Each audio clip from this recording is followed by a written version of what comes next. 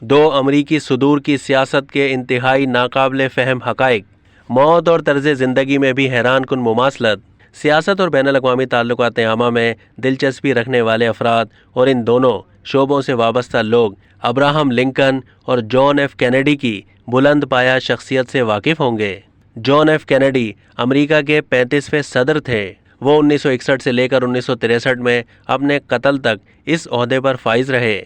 وہ امریکہ کی تاریخ کے کم عمر ترین اور واحد رومن کیتھولک صدر تھے، جبکہ ابراہم لنکن ایک ڈاکیے اور کلرک سے زندگی شروع کر کے ریاست ہائے متحدہ امریکہ کے 16ویں صدر بنے۔ اب ان دونوں صدور کے حوالے سے انتہائی حیران کن مماثلت سامنے آئی ہے، جسے جان کر آپ بھی حیران رہ جائیں گے۔ امریکی صدر ابراہم لنکن 1846 میں کانگریس میں منتخب ہوئے۔ جان ایف کینیڈی کانگریس میں 1946 میں منتخب ہوئے۔ دونوں کے سالوں میں 46 میں مماثلت ہے۔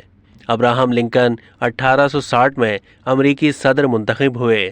جان ایف کینیڈی 1960 میں صدر منتخب ہوئے۔ 60 کا ہندسہ کامن ہے۔ دونوں صدور سول رائٹس کے حامی رہے۔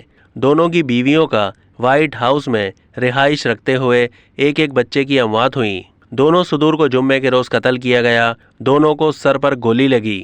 اب تک کے لیے اتنا ہی۔ مزید معلومات کے لیے ڈیلی جنگ کے یوٹیوب چینل کو سبسکرائب کیجیے اور فیس بک کے پیج کو بھی لائک کیجیے۔